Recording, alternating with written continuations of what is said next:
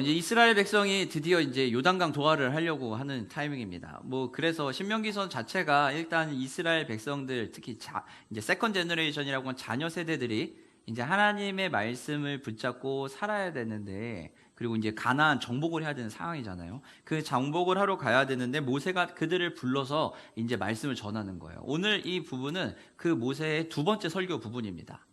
그리고 모세가 하는 이 자리가 호렙산 그 지역에서부터 해서 요단 동편에 있는 지역인데, 사실 이 자리는 어떤 곳이냐면은 모세가 거기서 이제 숨을 거두게 돼요.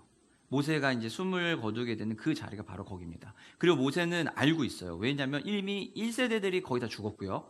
그리고 자신의 이제 목숨도 이제 간당간당한 것도 알고 있고, 그리고 자신은 하나님이 주신 말씀대로 가나안에 못 넘어간다는 것도 알고 있어요.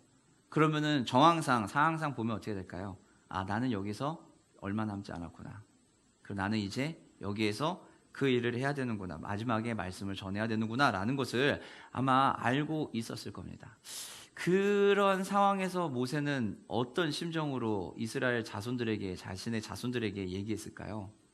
자기는 그걸 못 넘어갈 걸 너무 잘 알고, 그리고 자기가 여기에서 이제 삶을 마무리할 것도 알고 있고, 그리고 그 시간이 머지 않았다라는 것도 알고 있는 상황입니다.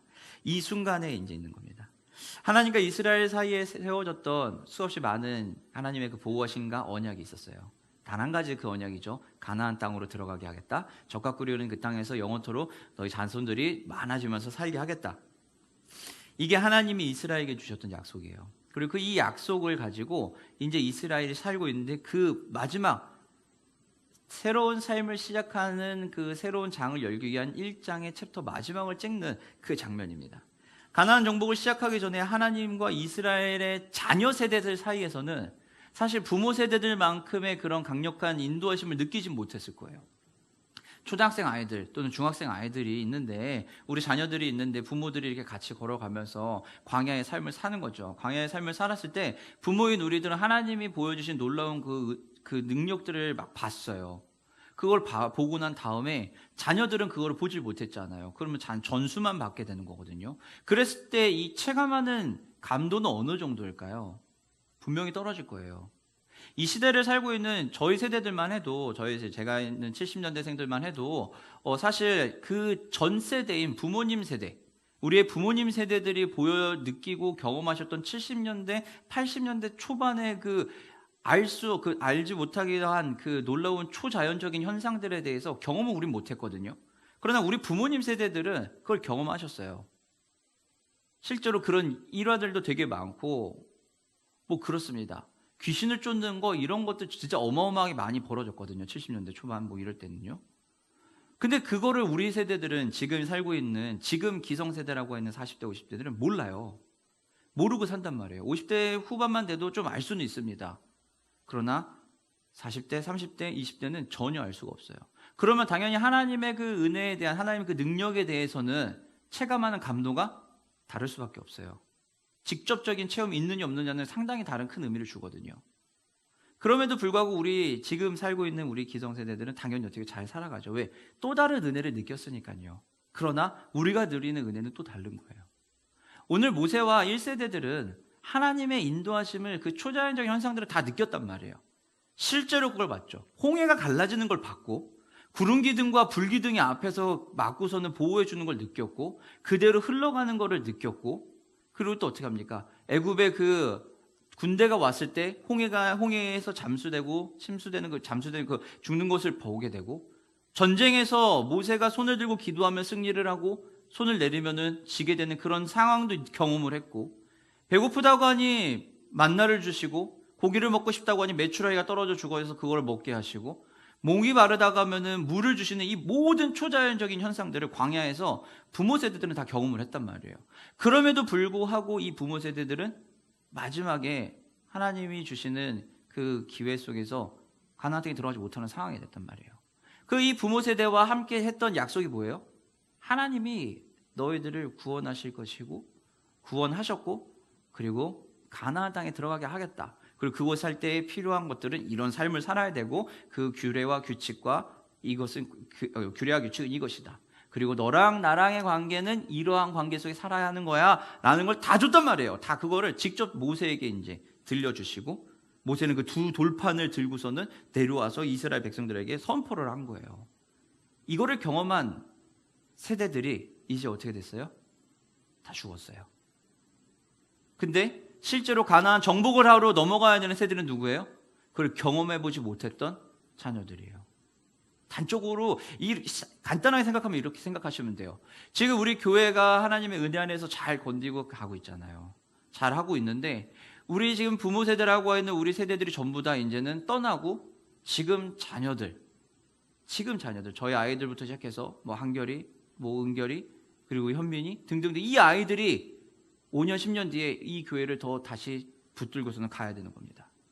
그럼 우리 아이들은 어떨까요? 우리 도훈 집사님부터 시작해가지고 우리 지체들은 어떨까요? 그러면 쉽지 않을 거거든요.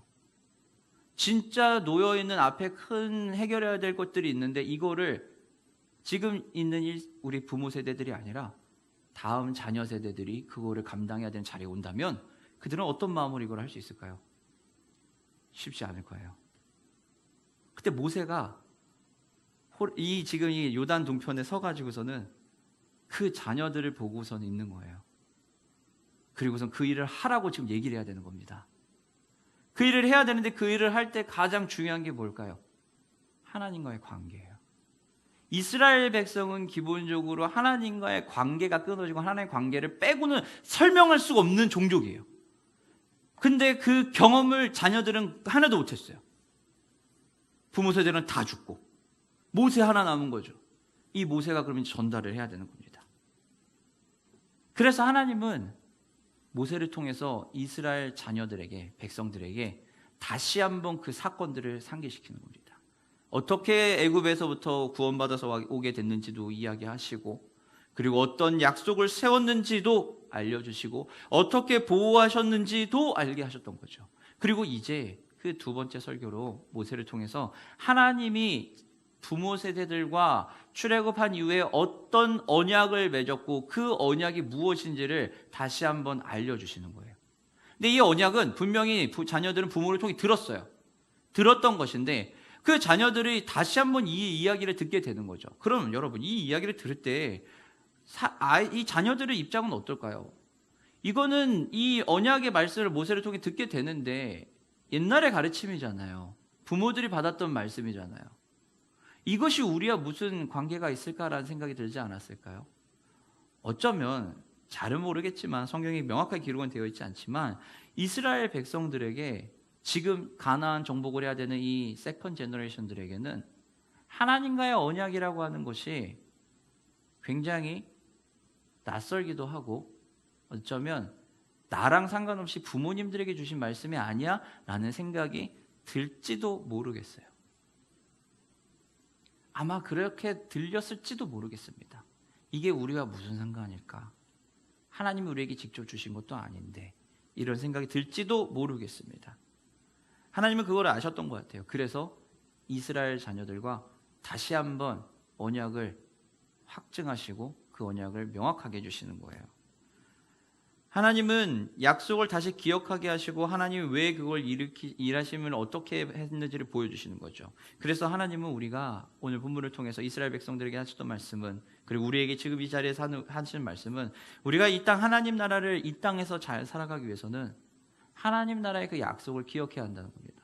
그리고 그 약속은 옛날에 했기 때문에 지나간 것이 아니라 그 약속은 과거에서부터 지금까지 오는 연속된 약속이고, 과거에 발생하고 끝난 사건이 아니라 지금도 일어나는 현재적인 사건이고, 과거에 그냥 이런 일이 있었대라고 하고 넘어가는 것이 아니라 아주 명확하고 분명한 지침을 주고 있다는 겁니다. 그렇기 때문에 우리는 그 약속을 항상 기억하고 재확인하고 순종을 넘어선 하나님과의 깊고 친밀한 관계를 맺어야 한다는 겁니다. 이스라엘의 삶의 시작이자 마지막은 하나님의 약속입니다. 이스라엘이라는 나라가 가지고 있는 특징이 그래요. 그렇기 때문에 이들에게 있어서 약속은 굉장히 중요해요. 이 약속이 실제적이냐 아니냐 이것이 정말 너무너무 중요하거든요.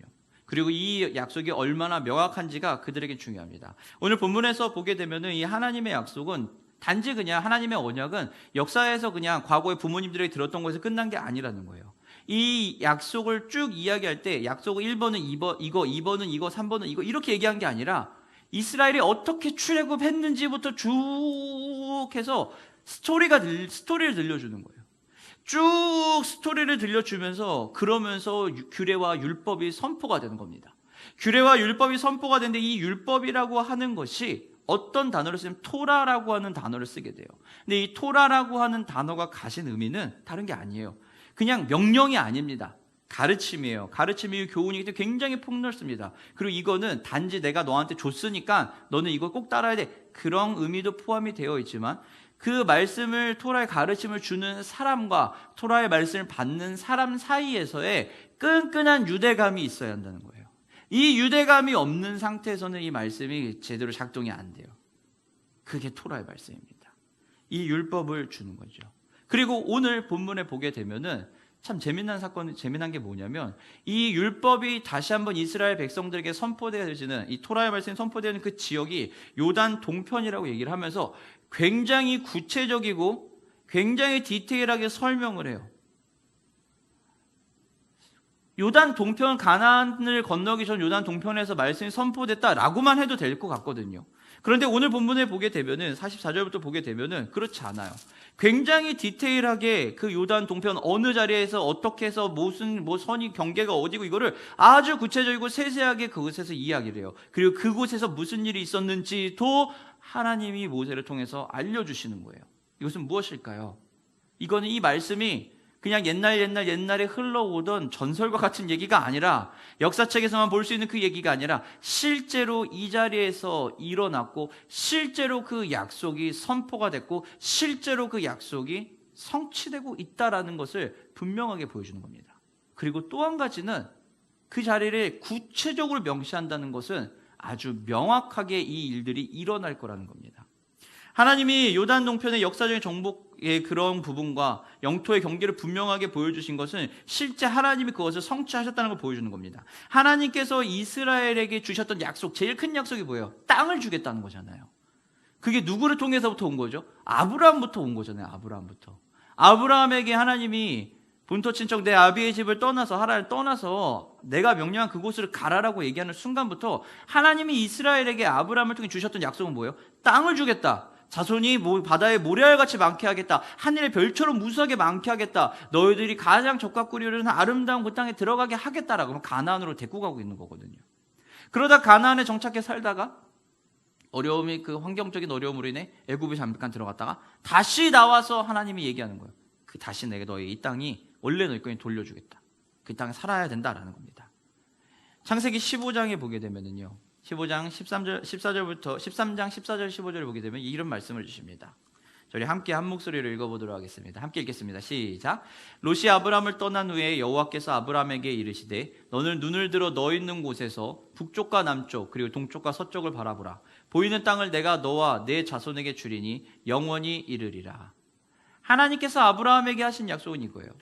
눈을 들어 사방을 돌아봐라. 내가 다 주겠다. 너와 너의 자손들이 이곳에 살 것이다. 이 약속 하나를 가지고 아브라함은 가는 거예요. 그 약속이 지금 성취되고 있는 과정이라는 겁니다. 미래 세대를 향한 하나님의 메시지는 무엇이냐면 뜬구름 잡는 메시지를 주시는 게 아니에요. 야, 너가 내 말대로 들으면 내가 너를 복 줄게. 어떤 복인데요? 그거는 기다려봐. 내가 나중에 알려줄게. 이 정도 수준이 아니라는 거예요. 아주 구체적이고 명확하게 하나님이 우리에게 그것을 명시해 주신다는 겁니다. 약속의 땅을 내가 너희에게 허락하겠다. 이것이 하나님이 이스라엘에게 준 약속이에요. 그리고 그 땅에서 너희들이 안전하게 살겠다. 그리고 그 땅에 너희들의 자손들이 많아질 것이다. 이것이 하나님이 분명하게 주신 약속이에요. 그리고 그 경계는 여기다라는 겁니다. 이스라엘 사람들이 정복하고 점령한 영토의 자세한 목록은 단지 여기에서 있었대가 아니에요. 하나님이 분명하게 이루신다라는 확실성을 보여주는 겁니다. 실제적으로 일어나고 과거에 끝난 사건이 아니라 지금도 일어나는 연속된 사건이고 그것이 실제로 일어난다는 겁니다. 인류의 타락한 상태에서는요. 그러나 인간의 우리의 지금 이 모습 속에서는 이러한 도전에 직면을 하게 되면 어떻게 될까요? 겁이 나죠. 뭔가 다 들고서는 가야 되니까 겁이 날 겁니다. 우리가 도전에 직면할 때 하나님의 주권과 공급하심에 의심과 의문을 제기할 수도 있습니다. 우리가 이미 타락 이후의 삶을 살고 있기 때문에 우리는 하나님의 말씀을 분명하게 알아듣기가 어려워요. 그리고 하나님이 말씀하신 게 뭔지 분명히 캐치하는 게 쉽지 않아요. 그렇기 때문에 우리는 의심이 들기도 하고 걱정이 돼요. 그리고 그 안에는 우리가 살고 있는 이 세상에 돌아가고 있는 세상의 논리와 그리고 지금까지 경험한 나의 지식과 경험들이 축적되어 있기 때문에 이 축적된 데이터와 지식을 통해서 우리가 움직이고 있기 때문에 하나님의 말씀과 충돌이 일어날 수도 있어요. 이게 가능합니다. 실제 그렇게 살고 있죠. 그렇기 때문에 하나님은 이스라엘 백성들에게 분명한 경계를 보여주신 거예요. 그리고 명확한 지점들을 주시면서 진짜 이런 일들이 있을 거야 라는 겁니다. 설정된 경계에 대한 설명은 역사에 대한 하나님의 주권적인 통제가 있었다라는 것과 함께 그분의 약속은 반드시 성취된다라는 것을 말씀하고 계신다는 겁니다. 그렇기 때문에 이 약속은 그냥 과거에 있던 일로 끝나는 게 아니에요. 연속돼서 오는 것이고, 그리고 그 약속은 현재 이 자리에 살고 있는 나와도 직결되고, 이 약속은 지금 현재를 살고 있는 나와 다시 맺은 약속이 된다는 겁니다. 몇 년 전에 하나님 앞에 기도하면서 들었던 약속이 있으니 그 약속은 그거고 지금은 지금이 아니라는 거예요. 그때의 약속이, 어린 시절에 했던 그 약속이 있다면, 하나님 주신 약속이 있다면 그 약속은 그때 끝난 게 아니라 지금 이 순간에도 똑같이 다시 약속을 맺는 거예요. 그리고 그 약속은 지금 이 자리에 있는 나와 한 번 더 하나님 맺으신다는 겁니다. 그렇기 때문에 하나님은 모세를 통해서 이스라엘 백성들을 다시 어디로 불러요? 말씀 앞으로 소집하는 거예요. 하나님은 다시 말씀 앞으로 이스라엘 백성을 소집합니다. 이 말씀 앞으로 부르시는 것은 순종의 자리로 부르는 거죠. 모세는 모든 이스라엘 백성에게 율례와 율법을 듣도록 해요. 그리고 지속적인 헌신을 할 수 있게 합니다. 이 헌신은 하나님 말씀에 순종하게 하는 거죠. 하나님의 말씀에 왜 순종해야 되냐면 이 하나님의 언약이 가지고 있는 항시적인 현재성 때문이에요. 하나님께서 호렙산 시내산에서만 이스라엘 백성과 맺은 게 아니라 그 조상들과 한 것만 아니라 지금 이 시대 자녀 세대인 너희들과도 똑같이 하나님이 약속을 맺고 있다는 거예요. 그러면서 모세는 이스라엘 백성들에게 선포할 때 법령이다, 규칙이다, 언약이다라고 하는 반복적인 중첩된 것을 가지고서 이야기를 합니다. 법령, 규칙, 언약 이 모든 것들은 하나님이 중요하게 여기시고 그것이 얼마나 그들에게 필요한지를 알려주시는 반복적인 메시지예요. 그렇기 때문에 이 약속을 지키는 것이 중요해요. 그리고 이 약속은 구전으로 전수되고 전달돼서 온 것이 아니라 하나님께서 직접 너희들에게 계시로 말씀하시는 거야 라는 거예요. 직접 하나님께서 이 자리에 있는 나에게 말씀하시는 거다라는 것을 지금 모세는 얘기하는 거예요. 그런데 그것을 너희들이 직접 들을 수가 없으니 중간에 누가 낀 거죠? 모세가 낀 거예요. 중재자로서 모세가 그 역할을 감당한다는 겁니다. 시내산에서 하나님이 직접 계시하신 것은 이스라엘의 기초가 되는 순간이었죠. 그렇다면 이제 하나님의 임재와 능력 그리고 그들의 삶에 그분의 직접적인 개입이 시작됐다는 것을 그때 선포됐다면 지금도 여전히 하나님은 그들의 삶을 통치하시고 다스리시고 직접적으로 개입하신다는 거예요. 하나님과 이스라엘 사이에 직접적인 언약이 맺어졌다는 것은 우리의 삶에도 동일하게 역사한다는 겁니다. 하나님이 이 시간에 내 삶에 직접 개입하신다는 겁니다. 내가 하는 일에, 내가 생각하고 있는 꿈에, 비전에, 방향에 하나님이 직접 개입하셔서 그 길을 보호하시고 인도하시고 하나님의 방향으로 그 길로 가게 만들어 주신다는 거예요.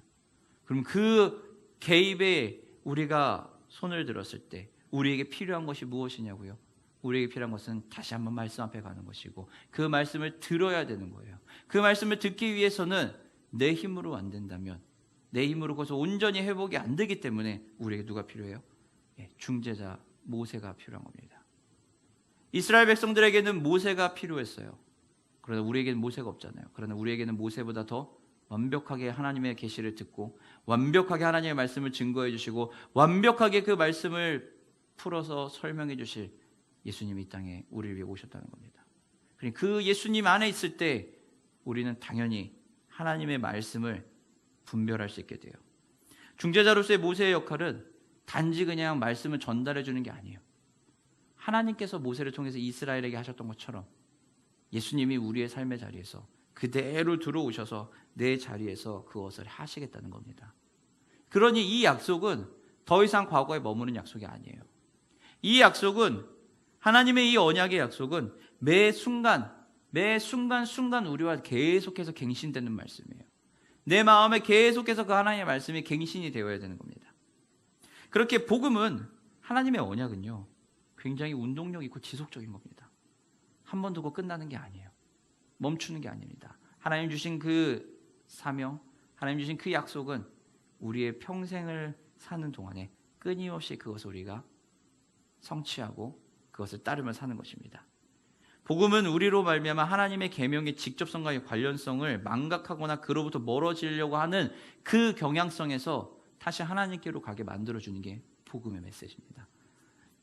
복음은 하나님의 지시에 멀어지는 우리에게 우리 자신의 경향과 그 격차를 메울, 줄여주는 역할을 할 중재자가 필요하다는 것을 다시 한번 얘기합니다. 그 중재자, 예수님을 만나는 그 자리, 우린 그 자리에 살아야 돼요.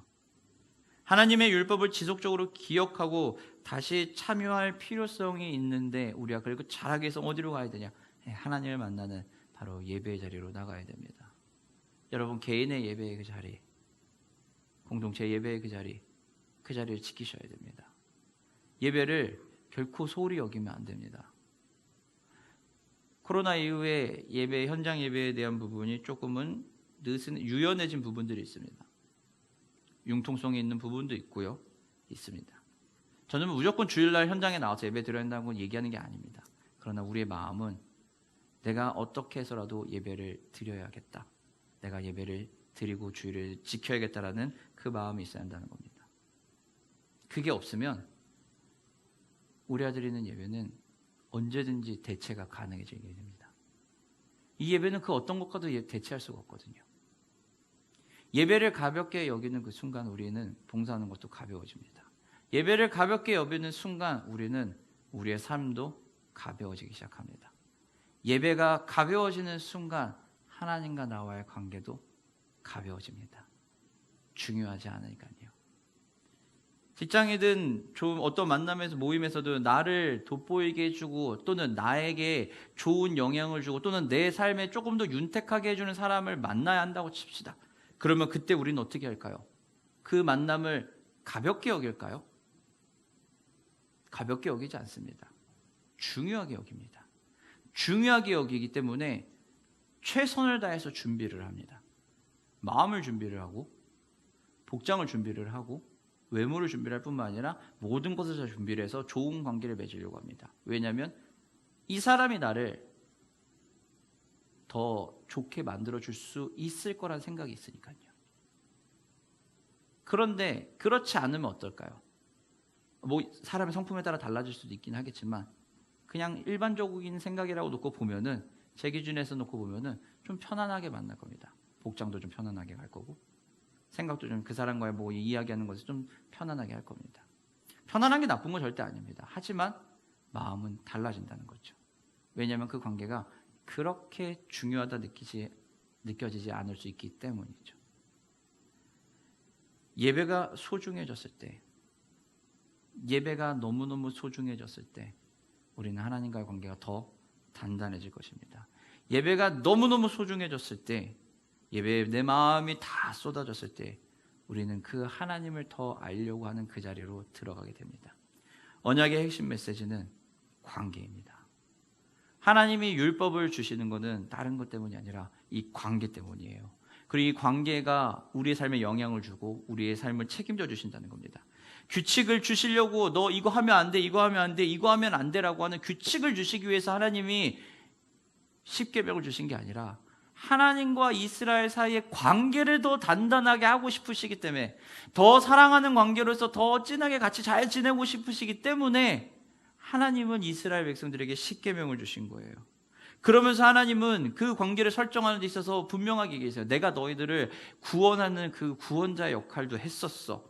종되었던 집에서 너희들을, 애굽의 종되었던 너희들을 내가 구원해준 나야. 나 좀 기억해줘. 내가 너네들 진짜 너무너무 사랑한다. 를 알려주는 거고요. 그렇기 때문에 하나님의 구원이 율법을 지킨다 안 지킨다 보다 훨씬 더 우선한다는 거예요. 하나님이 우리를 사랑하신다는 것이 성경에는 율법의 말씀을 내가 지킨다 안 지키는가 보다 더 중요한 사건이라는 겁니다. 그러니 우리는 하나님 앞에 더 걸어갈 수밖에 없게 되는 거예요.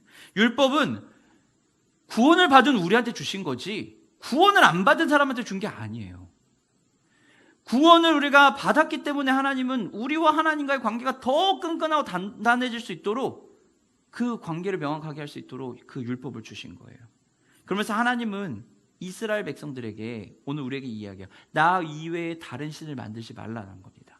나 이외에 다른 신을 만들지 말라는 것은 나와 하나님과의 관계가 하나님이 나에 대한 관계에 있어서 모든 관계에서 독점적인 것을 하겠다라는 거예요. 이것은 다시 이야기하면 뭐냐면요. 하나님은요. 우리의 삶이 흔들릴 수 있다는 것을 부인하지 않으신다는 거예요.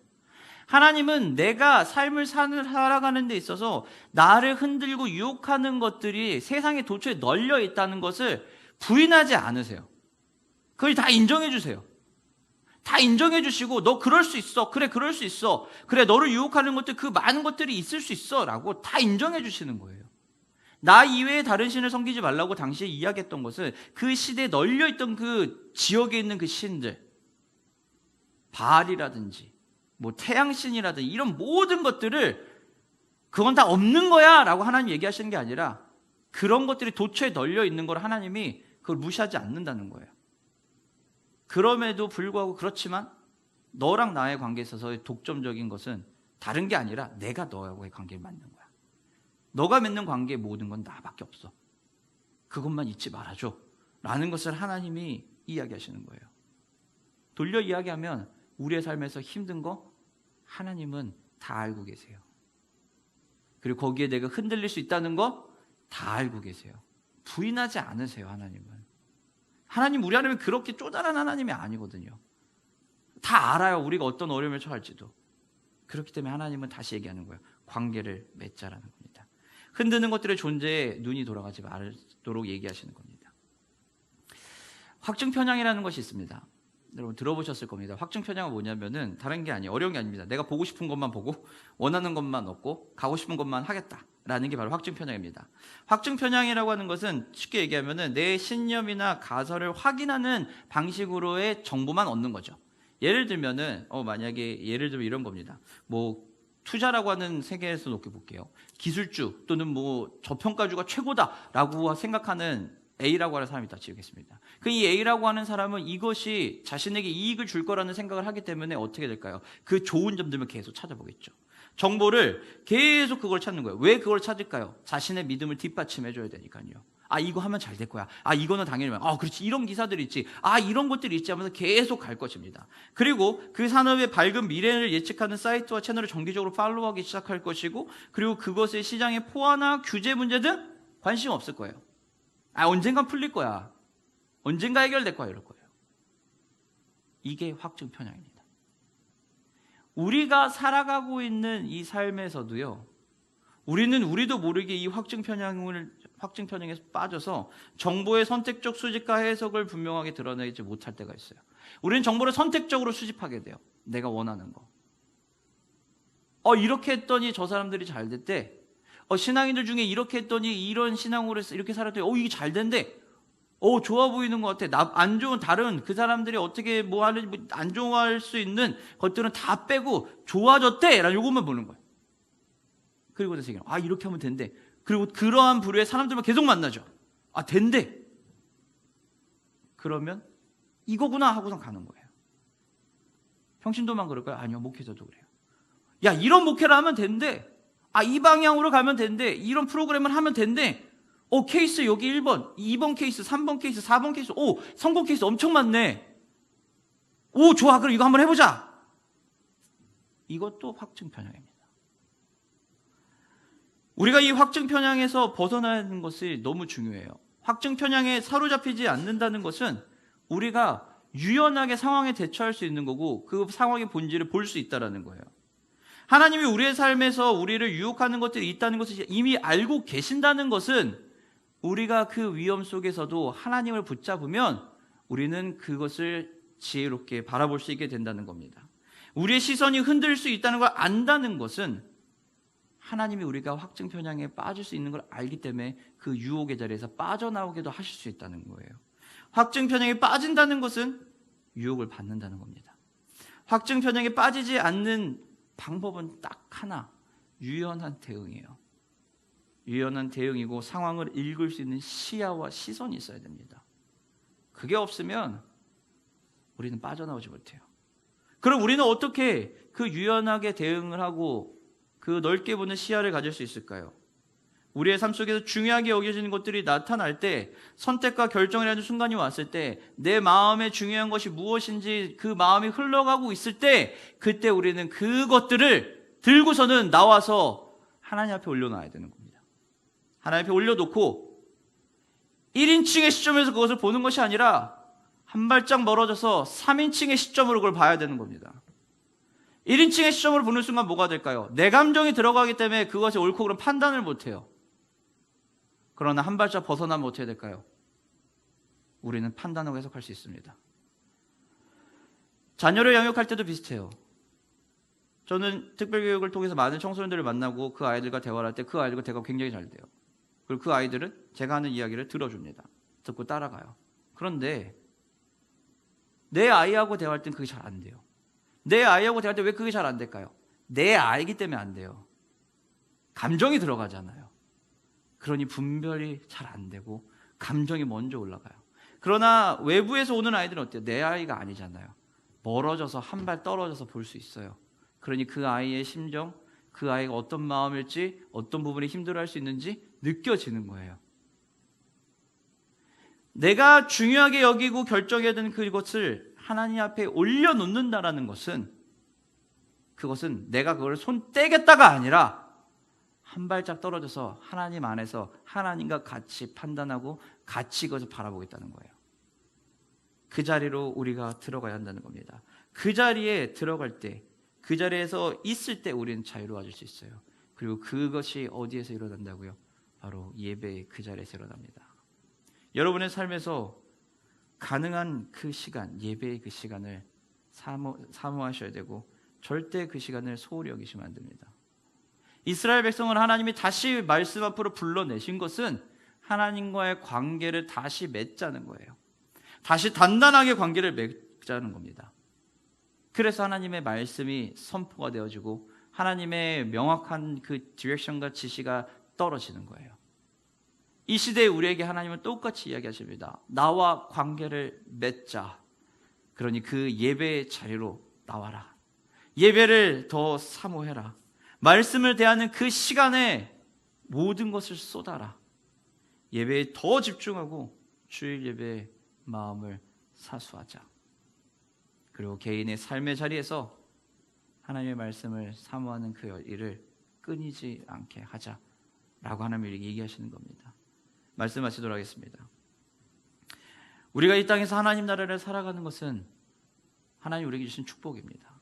그리고 이 땅에서 우리가 하나님 나라를 살아가는 것은 하나님의 약속을 기억하고 살아간다는 겁니다. 우리가 이 땅에서 하나님 나라를 잘 살기 위해서는 그 약속을 기억하고 항상 재확인해야 됩니다. 재확인하면서 나아갈 때 우리는 비로소 하나님 주신 그 삶을 누릴 수 있습니다. 사랑하는 성도 여러분, 여러분 하나님 편에 계십니까? 아니면 하나님 편에서 멀어져 있습니까? 하나님과의 깊고 친밀한 그 관계의 자리에 계십니까? 아니면 하나님과 약간 거리를 두고 일단 내 삶 살 테니까 하나님 좀 지켜보세요. 내가 원하는 것 좀 해볼 테니까 하나님 나 좀 내비두세요. 내가 이렇게 좀 해볼랍니다. 건들지 마시고 좀 기다리십시오. 근데 하나님 요건 좀 채워주셔야 될 것 같아요. 이거 좀 해주세요. 이 정도 수준으로 우리가 하나님과 관계를 맺고 있습니까? 사랑하는 성도 여러분, 하나님은 여러분을 결코 떠나지 않으십니다. 하나님은 언제나 여러분들 편에 서서 하나님이 일하시려고 준비하고 대기 타고 계십니다. 하나님은 5분 대기 주시거든요. 항상 준비하고 계세요. 항상 대기하고 계세요. 그런데 우리가 하나님을 콜하지 않고 우리가 하나님이 일하실 수 있는 문을 열어놓지 않아요. 그러면 하나님이 일을 하실 수가 없죠. 네, 하나님 우리에게 이야기하십니다. 내가 너희를 절대 떠나지 않는다. 그러니 나랑 깊은 관계 속에서 더 잘 지내자. 내가 주는 축복을 누려보자. 내가 너와 함께 가겠다. 그 예배의 그 하나님의 음성을 듣는 그 예배의 시간, 그 예배의 자리를 사모하며 나아가는 여러분 되시기를 주님의 이름으로 축원합니다.